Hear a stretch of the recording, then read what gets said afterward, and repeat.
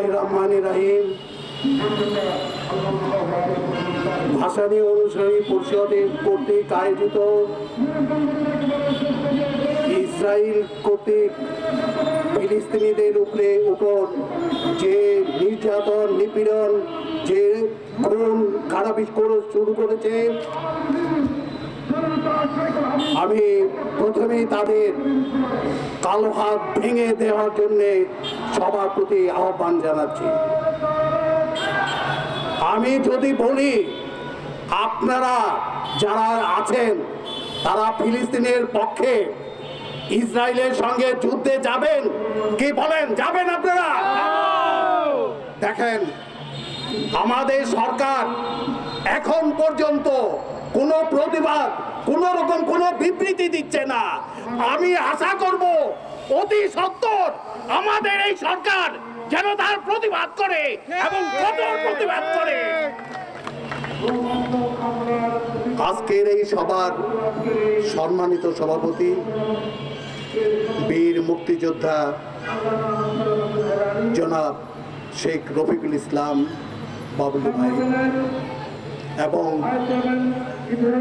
ভাসানী অনুসারী পরিষদের সংগ্রামী ভাই ও বোনরা, আমি অনেক কষ্ট পাচ্ছি। আমার এই বৃদ্ধ বয়সে যদি আমাকে কেউ বলে যে আপনি যাবেন কিনা, আমি বলবো হ্যাঁ, আমি ইসরায়েলের বিপক্ষে, তাদেরকে খুন করার জন্য আমি আসব। ভাইরা আমার, এখন পর্যন্ত আমাদের দেশে ইসরায়েলের পণ্য কি করে চলে, আমরা কেন ইসরায়েলি পণ্য ব্যবহার করি? সবাইকে বলবো ইসরায়েলের পণ্য বর্জন করুন এবং ইসরায়েলের পক্ষে যারা সাফাই গাবে তাদের পণ্য বর্জন করুন। আমি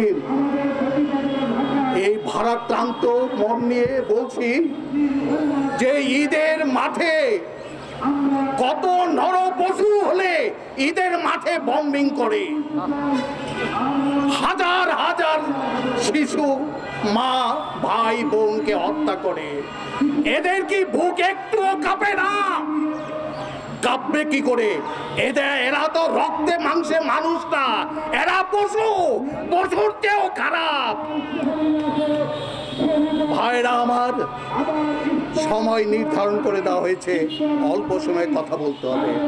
যাই হোক, সবাই বলেন ইসরায়েলের পণ্য বর্জন করুন, ইসরায়েল পণ্য বর্জন করুন, ইসরায়েল পণ্য বর্জন করুন।